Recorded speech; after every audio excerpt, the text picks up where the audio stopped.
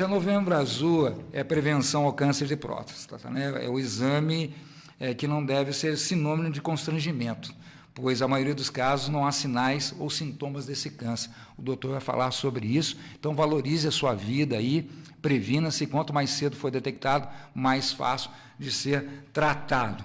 Vamos falar um pouquinho do doutor Matheus Aroni. Ele é formado pela Universidade de Taubaté, ele é cirurgião geral também, tá, gente? Cirurgião geral, urologista, formado também e também cirurgião no Hospital do Vale do Paraíba, Hospital Regional do Vale do Paraíba. Ele também faz essas cirurgias aqui em todo o Vale do Paraíba, membro também da Sociedade Brasileira de Urologia.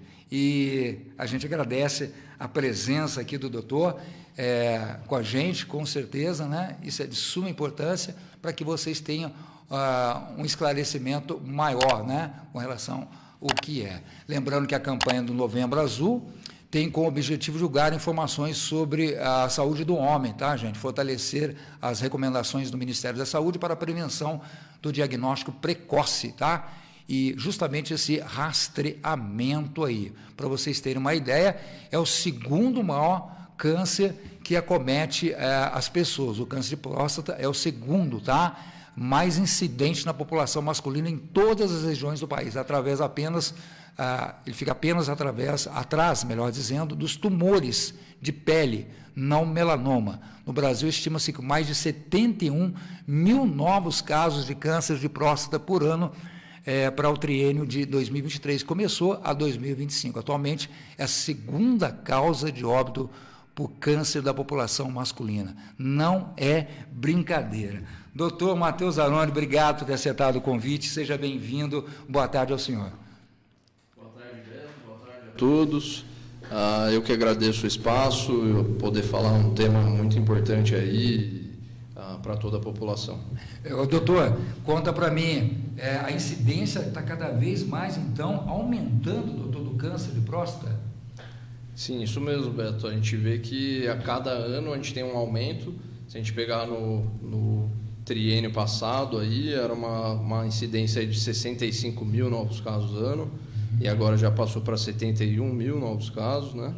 Então a gente vê que tem um aumento da incidência, principalmente porque a gente vê um aumento nos diagnósticos, né? A gente vê que a população está se atentando mais a isso e está acontecendo um aumento no número de diagnósticos e também há uma questão que está associada ao câncer de próstata também, que seria a alimentação rica em proteína animal, né? Então, obesidade, isso também vai interferir aí na incidência do câncer. Doutor, por que a proteína animal? Porque às vezes a gente vê muitos comentários que é importante também a ingesta de proteína para manter ossos fortes e músculo também forte, para você também depois, principalmente as pessoas mais velhas, não ter essa sarcopenia. Por que a carne animal é muito hormônio? Como é que é?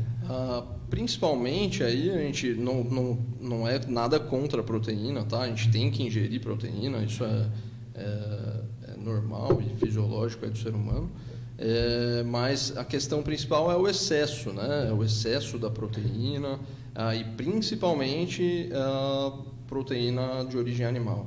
A gente vê isso bastante pela epidemiologia, a gente vê que países que ingerem mais esse tipo de proteína tem uma incidência maior do câncer de próstata.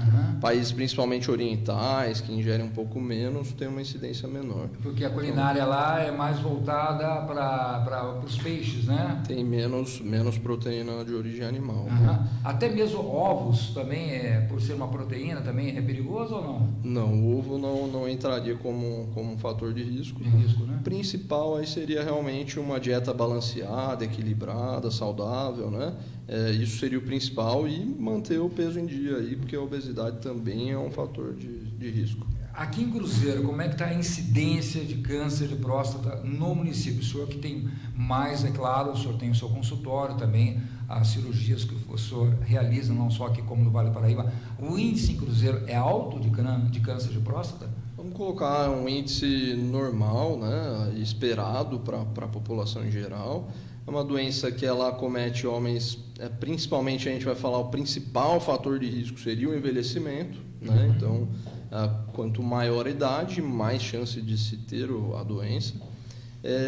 E o que eu vejo em Cruzeiro hoje realmente há alguns anos atrás a gente não via tanto a realização de exames, a procura por médicos, principalmente ali com o AME na Santa Casa, que a gente está trabalhando lá. Nós somos em 3 urologistas, atendendo toda a população da cidade. Então, o que eu vejo hoje é um aumento do diagnóstico precoce, que é o mais importante. Isso e a é chance de cura fica aí muito grande, próximo a 90%. Vamos colocar. É claro que a gente teve agora o Outubro Rosa das Mulheres, fizemos uma campanha aqui, entrevista com as meninas que fizeram um trabalho maravilhoso, né? E com relação aos homens, ainda tem aquele famoso preconceito com relação principalmente a um exame que todo mundo não gosta. Ainda há, ou o homem está mudando esse conceito, quebrando esse paradigma que realmente o diagnóstico precoce é importante?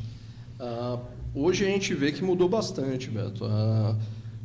Cada dia mais a gente nota a diferença. Por quê? Porque o homem quer se cuidar, cara. E o bem é para ele mesmo, né? Para ele, para a família.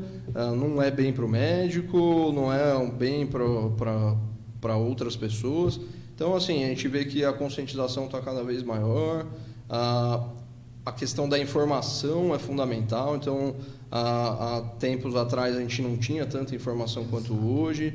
Então, a gente nota que é nítida a procura dos homens para estarem se cuidando cada vez mais, cada dia mais. Ainda tem, claro, né, uma parcela aí que tem essa resistência, porém a gente vê que cada vez mais está mudando, os homens estão se cuidando cada vez mais. E acho que isso se deve também muito pela informação de qualidade. Com relação aos exames e o diagnóstico, como é que é feito, como é que você faz essa prevenção, quais os tipos de exames solicitados por você, o PSA, o exame de toque retal, como também, acho que a tomografia, é isso? Hoje a gente vai falar a respeito do rastreamento para o câncer, né? Então a ideia ali é a gente fazer um diagnóstico precoce da doença, diagnosticar ele em fase inicial, e a chance de cura aí vai ser muito grande. Infelizmente, a gente não consegue diagnosticar uma doença pré-cancerosa, como às vezes acontece no câncer de colo de útero na mulher. A gente consegue diagnosticar o câncer de próstata em fase inicial, infelizmente, não antes não como uma doença pré-cancerosa. Então, para se fazer esses exames, hoje a recomendação da Sociedade Brasileira de Urologia é realizar o PSA, que é o exame de sangue, né, uma vez por ano, que é o antígeno prostático específico, e o exame de toque retal, né? Os dois são complementares. Muita gente acha, eu já fiz o PSA, não preciso fazer o exame de toque. Exato. Eu acho que só o PSA adianta. Exatamente. Não adianta, tá? Eles são complementares. Infelizmente, hoje, a gente ainda não tem um método 100% confiável para o rastreamento e diagnóstico do câncer. Então, a gente lança a mão de tudo que tem. Exato. E hoje, o que a gente tem seria o PSA e o toque retal. O que a gente fala muito hoje, não como um exame de rastreamento, mas um exame auxiliar, seria a ressonância multiparamétrica da próstata. E ela vai dimensionar se a próstata está crescendo ou não, é isso? Na verdade, ela vai nos direcionar para lesões suspeitas. Ok. Né? Então, para se fazer o diagnóstico, a gente tendo uma suspeita, PSA alterado ou exame de toque retal alterado, a gente pode lançar a mão dessa ressonância para nos indicar um foco específico na próstata. E para se fazer o diagnóstico mesmo, a gente necessita fazer uma biópsia. Perfeito. Precisa coletar alguns fragmentos dessa próstata e mandar isso para análise. Com a ressonância nos mostrando um ponto suspeito, a gente consegue guiar a nossa biópsia para esse ponto. Perfeito. Já no início do câncer, é isso? Exatamente. Se detectar no diagnóstico, é isso? Exatamente. A gente consegue coletar um fragmento guiado pela ressonância. A gente faz, como a gente chama de fusão, né? hoje em dia não é uma fusão feita pelo exame de imagem e o ultrassom durante a biópsia, e a gente guia a nossa biópsia para esse nódulo que está suspeito na ressonância. É dolorido esse exame ou não? A biópsia em si? A biópsia em si? A biópsia a gente faz em centro cirúrgico, sim, né? Então, com anestesia local e sedação, então o paciente vai estar dormindo, é bem confortável, não tem dor, recuperação é rápida, um procedimento rápido, por volta de 10 a 15 minutos, e o paciente tem alta logo em seguida. Com uma recuperação, a gente vai colocar repouso de 2 a 3 dias aí para voltar às atividades. Perfeito, porque sempre quando a gente vai fazer os exames de PSA e tudo mais, o pessoal pede para que a gente não tenha uma relação, né? A relação sexual. Por quê? Porque isso pode alterar no exame? A gente tem um preparo, né, para ser realizado antes de fazer o PSA, que seria evitar a ejaculação, principalmente 2 a 3 dias antes, porque pode realmente subir o PSA. A gente pede para evitar qualquer contato com a próstata, então bicicleta, moto, cavalo, evitar andar 2, 3 dias antes. E também lembrar que não dá para ir no médico, fazer o exame de toque e colher o exame no outro dia. Tem que esperar também esse período de 2, 3 dias após o toque retal. Perfeito. Então tem esse período também que é orientado não só por vocês, como também pelo pessoal dos laboratórios, não é isso? É isso mesmo. Perfeito. E quais são os sintomas que é detectável por vocês, ou numa dúvida, ou vão fazer um exame completo para a gente tirar as nossas dúvidas, principalmente para fechar o seu diagnóstico? Infelizmente, o câncer de próstata em fase inicial da doença, que é o que a gente pensa em fazer esse diagnóstico em fase inicial, né, para a chance de cura ser maior. Infelizmente, no início, o câncer de próstata não dá nenhum sintoma, tá? Então, por isso, aí também a gente vai falar da importância dos exames anuais de rastreamento. Não adianta ficar esperando sentir alguma coisa para ir procurar o médico. Quando se tem algum sintoma associado ao câncer de próstata, por volta aí de 90% vai estar avançado, já vai pegar uma doença avançada. Então, a ideia é diagnosticar enquanto não tem nenhum sintoma. Em fases mais avançadas, aí a gente vai falar de sintomas, seriam principalmente alterações urinárias, dificuldade para urinar, sangramento na urina, dores pélvicas ou dores ósseas em caso de metástases. Perfeito. Também uma frequência muito grande também de urina, assim, principalmente na parte da noite. Por que parte da noite que o pessoal sempre fala, doutor? A frequência urinária aumentada, a gente pode ser, né, no caso, um dos sintomas aí para câncer de próstata, mas ela é muito mais comum uma doença benigna da próstata, que é a que a gente chama de hiperplasia prostática benigna. Explica para a gente o que é isso, o pessoal leigo que está nos ouvindo e assistindo. A hiperplasia prostática, ela é uma doença benigna da próstata, é uma doença relacionada principalmente com a idade do homem também. Então, vamos ter aí homens a partir de 45, 50 anos, já vão ter um aumento da próstata. Isso é todos os homens ou são raros? Vamos falar aí de 90%, 90% a 95% dos homens vão ter um aumento prostático. Perfeito. A questão não quer dizer que a próstata aumentando de tamanho vai trazer algum sintoma, tá? Perfeito. Então, depende muito de cada caso, então é bem individualizado o tratamento. Uma coisa que é importante a gente lembrar... Genética também? Genética influencia, com certeza. Muito? Sim, em casos de familiares? Sim, familiares que tiveram a próstata mais aumentada podem ter ela mais aumentada, e no caso do câncer também, a história familiar é verdadeira aí. Essa hiperplasia que o senhor fala, tem uma quantidade de diâmetro dentro do padrão, daquela que a gente pode ter uma margem ali desse crescimento, que a partir dos 45 anos ela vai crescendo gradativa, é isso? Não tem como regredir isso aí? Infelizmente não, Beto. Infelizmente a gente não tem uma cura definitiva para essa doença benigna. Ela tende a crescer mesmo, mas o tamanho dela não é o mais importante, não é o que a gente vai focar. O foco principal é nos sintomas clínicos. Né? Então, se o paciente tiver uma próstata, a gente vai falar aí uma próstata normal, ela é por volta de 25 centímetros cúbicos ou 30 gramas, mais ou menos. Aí. E quanto que ela cresce ao ano, podemos assim dizer? Que eu já fiz também esse exame, a minha está aumentando um pouquinho. É individualizado, depende muito de cada pessoa, pode ser que de um ano para outro dobre, ou pode ser que de um ano para outro não cresça nada. Fica estabilizado. Então, até por isso demanda acompanhamento, segmento, mas não quer dizer que a próstata estando aumentada, ela vai trazer algum sintoma clínico. Então, a questão da hiperplasia prostática, ela está muito mais associada a sintomas urinários, que aí a gente vai falar do aumento de miccional, jato mais fraco, gotejamento terminal após urinar. Mas isso não é ruim? Não tem como um tratamento para evitar isso? Ou cirurgia, ou medicamentosa? Sim, a gente tem tratamentos, principalmente medicamentoso, né? Quando o paciente tem algum sintoma clínico, então, por exemplo, você vai no consultório, lá está a próstata 2 vezes aumentada. Mas você fala para mim, doutor, eu urino normalmente, não tenho nenhum problema. Eu não vou te passar nenhum remédio, não tem necessidade.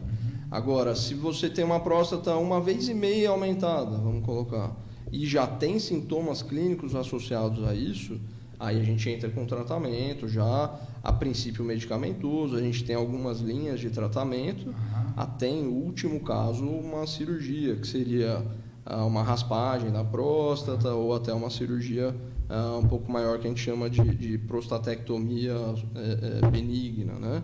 Que seria só a enucleação dessa próstata. E fica legal depois? Consegue controlar isso? A gente consegue controlar bem e melhorar muito os sintomas urinários, porém a doença persiste, a hiperplasia persiste e pode voltar a crescer. Então, por isso que demanda. Vocês prescrevem medicamentos para controlar isso, seria isso? Sim, tem alguns medicamentos que ajudam a controlar. Por que ela vai crescendo? Ela vai crescendo, ela vai comprimindo o que ali, o saco escrotal, como é que é para os leigos como eu também? Por que fica gotejando? Você percebe às vezes na calça, na cueca durante a noite? Como é que é? Por quê? A próstata, ela é uma glândula, né? Ela fica logo depois da bexiga. Então, a uretra, né, que é o canal por onde vai sair a urina, ela sai da bexiga e passa por toda a uretra. A gente tem um segmento da uretra que a gente chama de uretra prostática. Então, o canal urinário ele passa no meio da próstata. Então, quanto maior ela está, maior a chance de compressão da uretra. E aí acaba acarretando esses sintomas urinários, de jato mais fraco, gotejamento. Então, ela vai comprimindo. Ela vai comprimindo, né? Exatamente. Perfeito. Isso com o passar da idade também, né? Isso, mas é aquilo que eu falei, é bem individualizado. Eu costumo exemplificar mais ou menos assim. Eu tenho um nariz, você tem um nariz. Os dois servem para a mesma coisa, mas cada um é de um jeito. Perfeito. A próstata também. Então, depende muito do formato dessa próstata, ela pode ser mais ou menos obstrutiva. Então, por isso que o tamanho em si não é o que vai demandar tratamento, mas sim os sintomas. Perfeito. Com relação aos casos mais graves, quais seriam os tratamentos para justamente tentar amenizar ou, podemos assim dizer, destruir esse câncer? Seriam os tradicionais que são feitos com relação a esse tratamento? Radioterapia, não sei qual o tratamento que é. Com relação ao câncer de próstata, sim, aí a gente vai falar a respeito de alguns tipos de tratamento, né? Então, hoje a gente fala bastante sobre um tipo de tratamento que é a vigilância ativa, tá? Que é a isso? Vigilância ativa é um método de tratamento com intenção curativa da doença e que a gente procura usar para pacientes com doenças iniciais. Qual é a intenção desse meio de tratamento? A cirurgia, a radioterapia são tratamentos muito mórbidos, né, que podem trazer complicações para o paciente. Então, pode trazer disfunção erétil, incontinência urinária, no caso da radioterapia, alterações inflamatórias da bexiga. Então, a gente usa a vigilância ativa como um meio de postergar esse tratamento definitivo. Então, a gente, em teoria, a gente vai acompanhar esse paciente. Perfeito. Como? A gente vai fazendo exames, principalmente a ressonância, é um aliado. Muitas vezes é necessário realizar biópsias anuais para a gente ver se está tendo alguma evolução dessa doença. Perfeito. E se houver alguma evolução, ser um pouco mais ativo e fazer uma cirurgia ou radioterapia para cura. Uhum. Então, é um método que a gente usa bastante hoje, principalmente aí, vamos falar de doenças em fase inicial, pacientes mais jovens, que a gente consegue postergar esse tratamento aí, vamos falar que seja 5, 10 anos para um paciente jovem, ele vai ter uma qualidade de vida melhor nesse período, entendeu? Perfeito.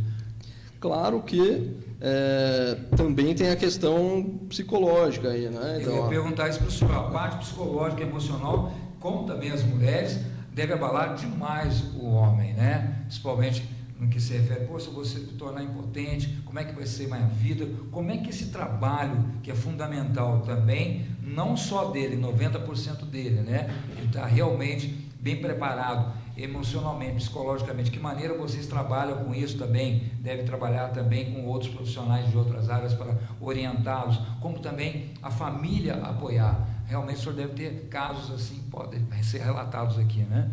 Sim, com certeza. A parte psicológica, aí a gente vai falar em qualquer tipo de doença oncológica, né? Influi bastante, até porque a questão aí da autoestima, da confiança do próprio paciente, né? O otimismo desse paciente, a gente vê que é completamente relacionado com o desfecho favorável depois, né? Uhum. Então, a gente busca sempre explicar bem para o paciente o que acontece e familiares, né? Para que todos entendam o que vai ser passado. Claro que é uma questão que ninguém gostaria de estar passando, porém é inevitável e se tiver que passar, que passe da melhor maneira possível. Então a gente tenta passar muita confiança a esses pacientes, se necessário ajudas psicológicas, para a gente poder ter um tratamento mais leve e com bons resultados aí, tanto oncológicos quanto funcionais. Então, sempre a parte motivacional ajuda demais, né? Com até certeza. Também na evolução do paciente, Sim. Porque a gente sabe que às vezes a parte emocional psicológica, até a imunidade às vezes abaixa, né, doutor? E isso é ruim, principalmente esse tipo de patologia, né? Com certeza, Beto. A gente vê que hoje é nítido a diferença de pacientes que têm uma questão motivacional mais exacerbada aí, tem um otimismo, tem um desfecho melhor, realmente. Isso é nítido. Então, de suma importância. Ô, doutor, com a evolução da medicina, ainda não se criou algum método, ou o próprio diagnóstico, ou também para que seja menos invasivo os procedimentos, ou realmente esse é o padrão? A gente vê, todo ano surgem novos marcadores, né, para rastreamento do câncer, mas ainda hoje a gente vai falar principalmente desses aí mesmo, toque retal, PSA, biópsia, e para tratamento, vigilância ativa, prostatectomia, que seria cirurgia, radioterapia, e em casos sem intenção de cura, hormonioterapia. Essa hormonioterapia, como é que seria? Porque a gente também fala na parte medicamentosa, a evolução, os laboratórios investindo, você deve participar de vários congressos de neurologia para trazer as novidades para serem implantadas no mundo como um todo. Ainda não tem uma eficácia ainda, como é que está sendo feito? Tem pacientes que estão tendo uma evolução boa ou não? Se permanece na mesma? A hormonioterapia, no caso do câncer de próstata, ela é uma intenção de doenças já mais avançadas, né? Então, a gente usa ela para bloquear a testosterona, que é o hormônio masculino produzido pelos testículos e que é um hormônio que, vamos colocar, ele alimenta o câncer, né? Então, quanto mais testosterona, maior é a evolução do câncer de próstata. Então, assim, a gente bloqueia a testosterona no corpo, essa é a ideia. Até, assim, alguns pacientes a gente tem como tratamento a orquiectomia total, que seria a retirada dos testículos para diminuir a testosterona então, e controlar a doença. A testosterona potencializa o câncer, então? Na próstata, sim. Então, quem tiver algum problema, porque a gente vê muito, né? Alguns suplementos aí para melhorar libido, testosterona está baixa e tudo mais. Você tomando esse tipo de ingesta desses suplementos, acaba alterando também ou não? É uma coisa, uma coisa? não quer dizer que a pessoa vai ter o câncer por tomar testosterona, vamos colocar assim. Mas o uso da testosterona em um paciente com câncer faz a evolução da doença ser bem mais rápida. Então, até a gente tem algumas indicações de se repor testosterona, né? Principalmente é uma doença do homem que a gente chama de distúrbio androgênico do envelhecimento masculino. Isso. Que é o que a gente fala, muita gente fala andropausa, né? Mas não é uma andropausa, porque o homem não para de produzir a testosterona. Ele diminui, tem uma queda da testosterona gradual, e aí, alguns casos sintomáticos, a gente necessita reposição. Uma contraindicação Essa absoluta... reposição, doutor, desculpe se interromper, seria a própria testosterona como um todo? Como é que a gente... É porque a gente sabe que a testosterona, o pessoal fala, causa câncer, ela teria que ser bioidêntica, que o pessoal sempre fala. Como é que é essa situação da testosterona? Qual é realmente o caso que pode ser ministrada a testosterona? Porque tudo tem que ser passado por vocês, médicos. Porque eu vejo muita gente tomar testosterona por aí sem ter uma avaliação médica. Isso é perigoso, né? É muito perigoso, né? O pessoal toma aí muito em academia e tal. Academia, né? E depois acaba tendo problema e vai lá passar com a gente.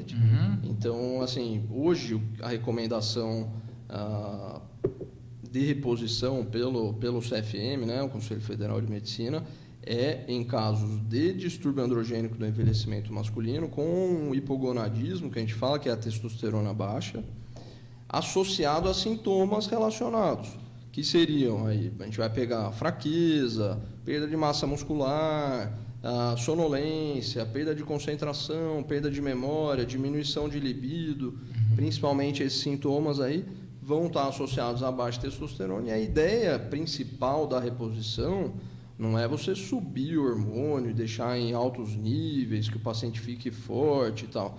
A ideia é você repor para trazer o paciente a níveis fisiológicos e que ele tenha uma boa qualidade de vida baseado nisso. Aqueles pacientes que têm o hormônio muito baixo acabam tendo uma perda de qualidade de vida e a ideia principalmente é essa. A ingesta da testosterona, ela parece uma levantada no homem, né? E qual é a faixa limite? Uns trabalham na faixa de 500, outros falam, não, tem que ser 900 para cima, justamente naquele patamar que a gente vai fazer os exames laboratoriais. Qual realmente hoje é o ideal para você ter uma testosterona saudável para o homem? Os valores de referência, aí a gente vai falar com relação à testosterona total, no caso, vai de 300 a 900. Né? 300 não é muito baixo, doutor? Não, assim, até assim, cada homem aí também é uma questão individualizada, né? Vai ter uma quantidade determinada de testosterona que vai suprir o que ele precisa. Então, tem homens que precisam, às vezes, uma concentração maior, tem homens que precisam de concentração menor.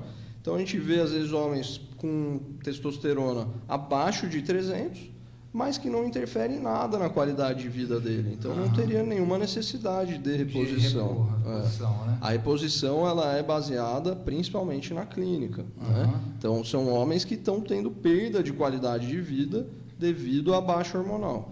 E aí sim a gente repõe, como eu falei, para melhora de qualidade de vida. Não é nada estético, não é nada para outros fins. E a suplementação de maca peruana, né, e outros tipos de suplementos, isso também é bom?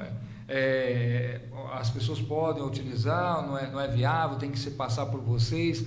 Que eles falam, às vezes a maca peruana, tal de feno grego, que hoje é moda, está se falando com relação a esses suplementos. Como é que o senhor olha para esse lado da suplementação, se podemos assim dizer natural, não sei?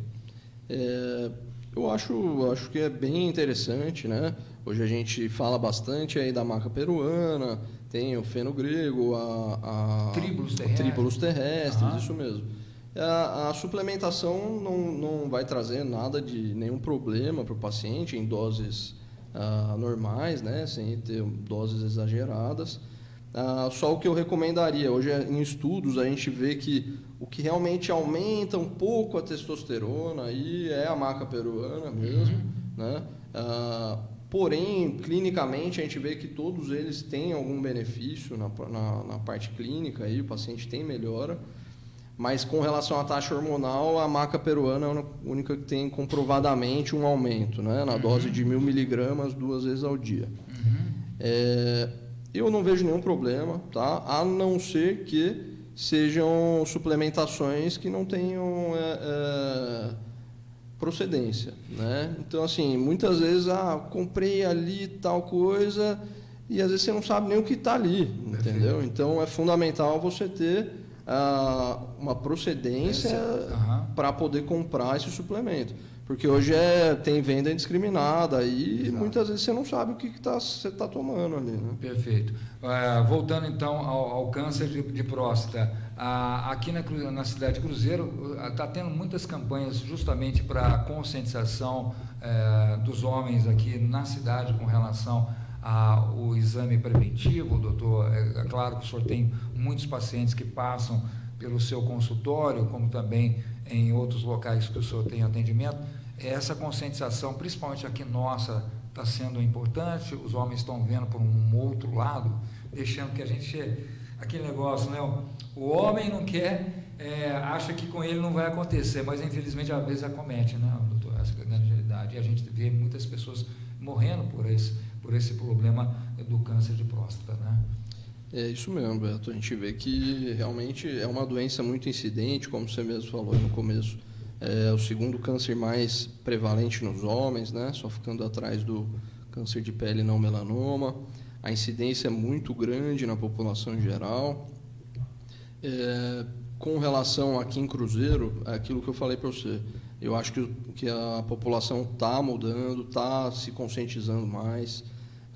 Querendo ou não, eu acho que muito pela informação de qualidade, então é fundamental isso aí que você faz. Essas campanhas são importantes, As né? campanhas são muito importantes. Né? Para você ter uma ideia, o Novembro Azul, cara, uma campanha que foi iniciada em 2003 na Austrália, visando aí a saúde masculina como um todo, né? Tinha como foco tanto o câncer de próstata. E no Brasil, se não me engano, é a partir de 2014 que começou a ter uma campanha mais intensa. Intensa, né? Então, é uma coisa muito recente, né? Então, antigamente não se falava muito disso, não sabia o risco que a gente estava correndo, a gente não sabia a incidência que era tão grande assim. Então, através dos estudos, com certeza, dos diagnósticos de vocês, profissionais da área, deve ter acontecido uma conscientização, né? Até através da Organização Mundial de Saúde, porque os índices começaram a crescer. Então a gente precisa conscientizar de alguns preventivos aí, né? Com relação aos profissionais de saúde, a gente já via isso, né, aumentando e tudo mais, mas eu acho que o que mudou muito é a questão da informação, é isso que eu estava falando. A divulgação.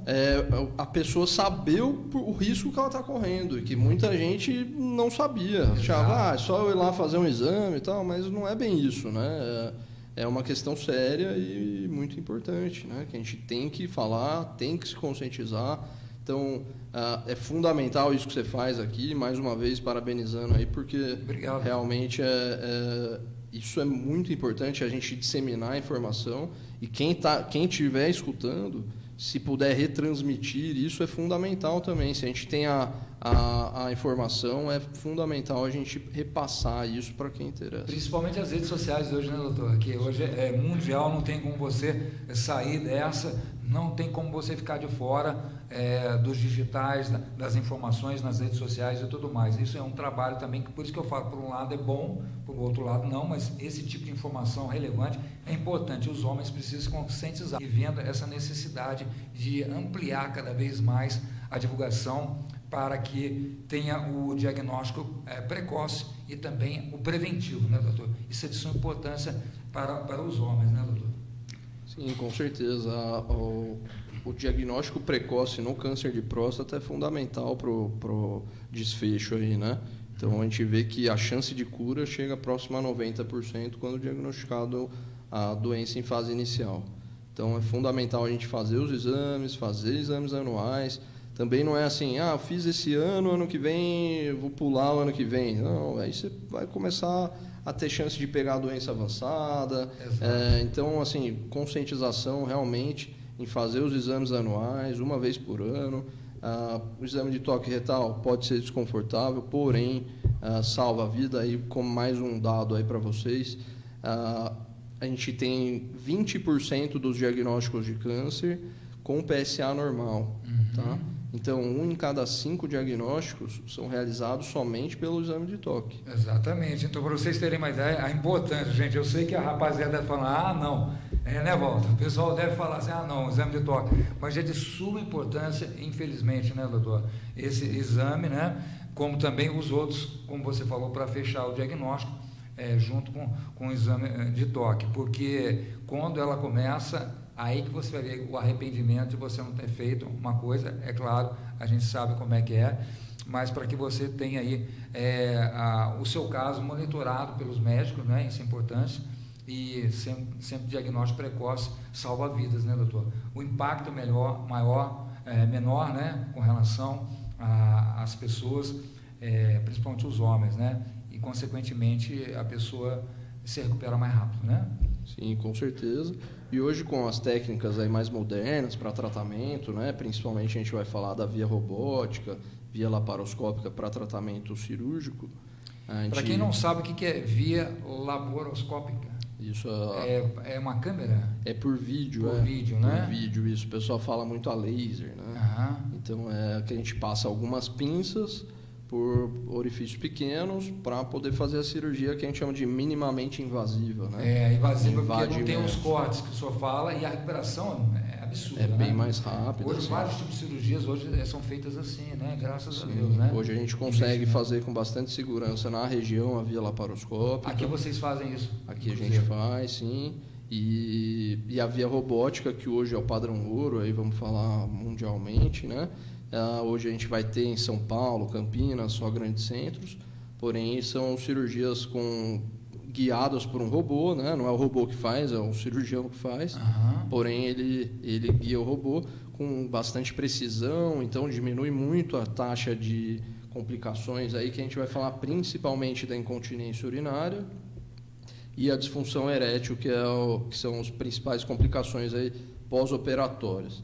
Com a precisão do robô, a destreza ali do cirurgião, consegue se preservar muito bem os feixes nervosos. Olha hoje, que legal. E diminui muito as taxas de complicação. Então, o paciente diagnosticou precoce, passa por uma cirurgia, em 1-2 meses voltou às atividades normais e muitas vezes hoje sem nenhuma morbidade, sem nenhuma complicação relacionada. Restrição à alimentação tem? Ou continua, a pessoa normal pode comer qualquer coisa, como o professor falou que a proteína às vezes acarreta, pode continuar comendo proteína ou não? Fundamental. A alimentação regrada? Isso, é fundamental ter o equilíbrio, né? Então, não vamos falar nada de radical, não pode comer proteína, não é nada disso. Deve-se comer proteína, porém não exageradamente. A ideia é sempre equilibrar alimentos saudáveis, né? Aí também a gente falando a questão de saúde do homem em geral, né? Então, alimentação saudável, boa noite de sono, atividade física regular, tudo isso é fundamental para se ter uma boa qualidade de vida. E aí, assim, como a gente está falando do Novembro Azul, a gente foca muito no câncer de próstata, a gente não pode esquecer que ainda a principal causa de óbito nos homens é a questão cardiovascular, né? São doenças crônicas.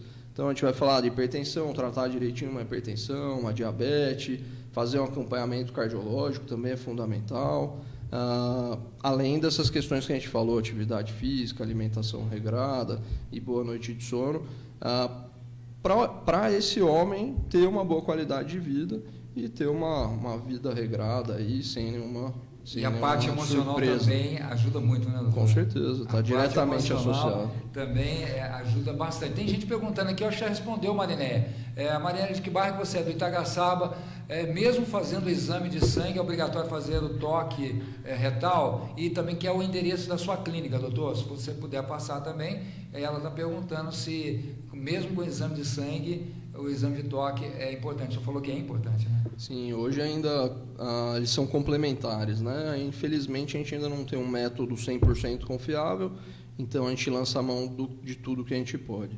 Então, hoje é PSA, exame de sangue, e exame de toque uma vez ao ano. Essa é a recomendação. Porque senão, gente, o doutor precisa fazer o fechamento, né, do diagnóstico dele. Porque se ele pedir uma coisa só, e depois o paciente tem, né, uma evolução do câncer, ele fala, mas o doutor, você não pediu. Então, vocês têm esse praxe, né, esse protocolo de fechar todo o diagnóstico, né, de todas as possibilidades, né, doutor? É isso mesmo. A gente hoje lança a mão de tudo que a gente pode. Infelizmente, se houvesse algum método que fosse 100% confiável, seria o mundo ideal, né? Mas infelizmente não. Então a gente faz tudo que a gente pode, lembrando que é individualizado isso. Então cada paciente vai ter suas nuances aí e realmente hoje toque retal e PSA o que a gente tem que fazer. E também, como o doutor acabou de frisar aqui, genético, se você tem algum caso na família, é bom investigar, né, doutor? Sim, bem lembrado, Beto. Vamos falar um pouco dos fatores de risco que realmente são relevantes aí no caso. Então, hoje a gente vai falar dos principais fatores de risco: a idade, em segundo, fatores genéticos, né? Então, história familiar. Parente de primeiro grau com a doença aumenta em 2 vezes a chance, e 2 parentes de primeiro grau aumenta em 4 vezes. A gente vai falar da etnia, afrodescendentes tem uma chance um pouco mais aumentada de ter o câncer de próstata, e a questão da obesidade entra aí também como um dos fatores de risco. Então, essa é a sua importância, a alimentação bem mais saudável, como sempre, né? Como um todo, a alimentação tem que ser uma alimentação super saudável para você ter uma qualidade de vida melhor, dentro das suas possibilidades. A gente sabe que hoje em dia que tem pessoas que não têm condições, mas que da melhor maneira possível para tentar ter uma alimentação adequada, que é de sua importância, né, doutor? É isso mesmo, a alimentação regrada é fundamental não só para a questão do câncer de próstata, mas para uma saúde global do homem aí, né? De qualquer pessoa, no caso, né? Beleza. Gente, você pode depois compartilhar essa entrevista, vai estar no YouTube da Rádio RC Vale, para você replicar aí nas suas redes sociais as informações. Às vezes seu marido está com dúvida, seu filho, seu neto, quem você quiser, tá bom? A classe masculina e a feminina também, que vai auxiliar também os maridos aí, os parentes e amigos também. E vai estar também no Facebook da Rádio RC Vale, gravado para vocês replicarem também. Doutor, mais alguma coisa que você queira acrescentar aqui, que acabou eu não perguntando para você, que às vezes são muitos questionamentos, né? De suma importância, você como profissional, como o senhor fala que a informação é importante, aproveitar esse momento também aqui na RC Vale. Bom, eu acho que a gente falou aí foi bem abrangente aí na questão do tema do Novembro Azul. Acho que é importante a gente lembrar da saúde do homem em geral, né? Conscientizar a questão da informação que eu falei para você, a gente tentar repassar essas informações. Tem uma frase que a Sociedade Brasileira de Urologia usa e eu achei muito pertinente, que é: homens, sejam heróis de sua saúde. Eu acho que é importantíssimo a gente lembrar disso, porque o homem tem muitas vezes aquela questão da síndrome do super-herói, né? Eu nunca vou ficar doente, eu tenho que cuidar da minha família toda, tenho que cuidar dos meus filhos e eu sou depois. Só que a gente esquece que se a gente não está bem, a gente não cuida de ninguém. Exato, né? Exato. Então, você tem que estar bem para você cuidar da sua família, homem. Senão não adianta você estar mal aí, vou cuidar primeiro da família. Aí o que acontece? Infelizmente, você parte dessa vida, quem vai cuidar da sua família e dos seus filhos? Então, você precisa também pensar em você, né? Essa que é a grande realidade. Exatamente. Né? Acho que esse é o principal mensagem que a gente tem que deixar aí para todo mundo, que é se cuidar, fazer exames preventivos, tá procurando médico, tá indo atrás. Depende muito da gente, né? Então, acho que esse é o ponto principal. O ouvinte, né, que está curtindo a gente lá no Facebook, pediu o seu endereço da clínica, pode passar para a gente? Claro, eu atendo aqui em Cruzeiro na Clínica Santa Cabeça, fica na rua João Novaes, 528, tá? Estou à disposição lá para atender quem quiser, homens, mulheres, né? A parte urológica não é só homem, então a gente trata todas as patologias, aí, principalmente cirúrgicas do trato urinário em geral. As mulheres também? Então, cálculo renal, incontinência urinária, sangramento na urina, diversas doenças do trato urinário, né? Inclusive as oncológicas, aí, tanto homens quanto mulheres. Atendo também pela rede pública no AME de Cruzeiro, tá? Principalmente aqui na minha clínica, e me coloco à disposição o que precisarem, eu estou sempre à disposição lá para poder ajudar e orientar o que vocês precisarem. Tá bom? Beleza. Doutor Matheus Arona, eu quero agradecer mais uma vez a sua participação aqui, trazendo essas informações esclarecedoras, principalmente nesse período, Novembro Azul. Novembro Azul, gente, não é só novembro não, tá? É o ano inteiro, 365 dias, como eu falei para as mulheres também. É sempre pensando na possibilidade. Então, você se prevenir, né? Acima de tudo, fazer o diagnóstico, procurar o seu médico de confiança, né? O especialista da área, para justamente te orientar, tanto para os homens como para as mulheres, né, doutor? Isso é de suma importância, né? Fazer sempre esse preventivo, se cuidar da melhor maneira possível, para que a gente não tenha aí casos que possam, infelizmente, acarretar problemas maiores para vocês e para a sociedade também, né? É isso aí, é fundamental a gente estar sempre conversando, sempre debatendo sobre a saúde, às vezes em casa mesmo, perguntar para familiares, porque é de suma importância a gente prevenir os problemas. É muito mais fácil a gente tratar um problema no início do que um problema quando já está avançado e muitas vezes já não tem mais o que a gente possa fazer. Perfeito. Então, no início tudo é mais fácil, né? Então, Exato. Por isso é importante a prevenção, exames de rotina, para a gente não ter nenhuma surpresa depois. Beleza. Só para encerrar, com certeza, na sua profissão, a profissão como médico, como um todo, de todas as especialidades, é de suma importância, né, quando o paciente chega e fala que está se sentindo bem, que foi curado. Isso com certeza é muito legal para vocês médicos, né? Vocês devem sentir, poxa vida, o nosso trabalho realmente fez com que as pessoas saíssem satisfeitas. Isso é importante, né, doutor? É um dos pontos aí que a medicina traz para a gente, muita alegria, muita disposição para poder voltar no outro dia, né? Que é a gratificação de poder ter ajudado uma pessoa e muitas vezes em momentos dos piores dela, né? Então, realmente tem muitos momentos difíceis que a gente passa, porém, quando a gente vê a cura, a gente vê um paciente bem, a alegria no agradecendo, rosto dele, a motivação, né? Isso não tem preço, isso é isso que a gente buscou e quando a gente prestou lá o vestibular lá atrás, era isso que a gente queria trazer para a nossa vida e poder ajudar cada vez mais as pessoas. É uma pergunta que eu não posso deixar de passar para o senhor. Muito se fala com relação se é mito ou é verdade ou ajuda. O óleo de semente de abóbora ajuda no câncer de próstata? Diminui ou não? Muita gente falando a própria semente da abóbora, isso ajuda ou não? Hoje a gente tem comprovadamente a semente de abóbora realmente como um alimento que ajuda na questão prostática, principalmente nos sintomas urinários, tá? Não vai ter nenhuma relação com o câncer de próstata, mas sim, principalmente com a hiperplasia prostática, aquilo que a gente conversou. Então, ele realmente ajuda nos sintomas prostáticos e comprovadamente a gente tem uma planta que chama sal-palmeto, que também é uma planta que traz benefício aí para a próstata.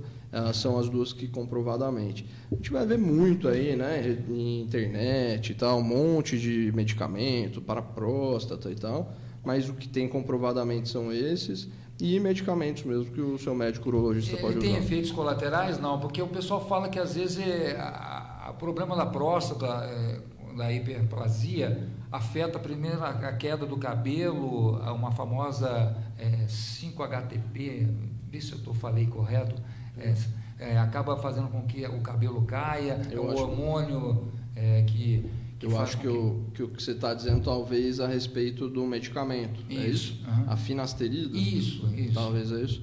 Ela é um medicamento que ele acaba bloqueando a enzima 5-alfa-redutase. 5-alfa-redutase. É isso aí. Exatamente. E, consequentemente, ela altera a testosterona. A testosterona, para a gente poder usar a testosterona no nosso corpo, ela é convertida em dihidrotestosterona por essa enzima 5-alfa-redutase. A finasterida bloqueia essa enzima, então a gente usa menos a testosterona, consequentemente a próstata diminui. Então aquilo que a gente falou, a testosterona relacionada ao aumento da próstata também. Então, por um lado é bom, mas consequentemente vai ter... Na verdade, ela é usada para não ter a queda de cabelo. A testosterona é um hormônio que, tanto que os homens têm muito mais queda de cabelo que mulheres. Exato. Né? Então, ela é um remédio que é utilizado para não ter a queda de cabelo. Isso é importante. A finasterida é um remédio usado para isso também, por muito dermatologista e tudo mais.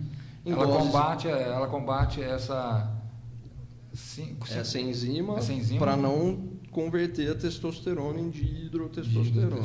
Então, consequentemente, você diminui a concentração de testosterona no corpo. Então, por isso que o homem, na grande maioria, tem problema calvície. Às vezes a gente tem aqui também. Sim. A gente perde muito cabelo porque essa dihidrotestosterona está atrapalhando a gente, é isso? É, muito por conta da testosterona. Né? A testosterona no homem é o principal fator aí para a queda de cabelo. Beleza, doutor, não vou segurar mais o senhor aqui, obrigado pelo carinho, tá? Mais uma vez o doutor, que é formado pela Universidade de Taubaté, cirurgião geral no Hospital Regional aqui no Vale do Paraíba, urologista formado pela PUC São Paulo, membro da Sociedade Brasileira de Urologia e atendendo aqui esse excelente profissional aqui na cidade de Cruzeiro. Quem quiser também consultar, só agendar com ele, com a secretária dele na clínica Santa Cabeça. Aqui, qual é o endereço? Na João Novaes, 528. Na rua João Novaes. Beleza, gente? Doutor, mais uma vez, obrigado pelas suas explicações aqui, tá? Eu que agradeço, Beto. Queria agradecer a todos aí, todos os ouvintes, agradecer o espaço. O pessoal que está nas redes também, né? O pessoal nas redes, isso, perfeito. E me colocar à disposição aí para o que vocês precisarem. Muito obrigado. Obrigado, doutor.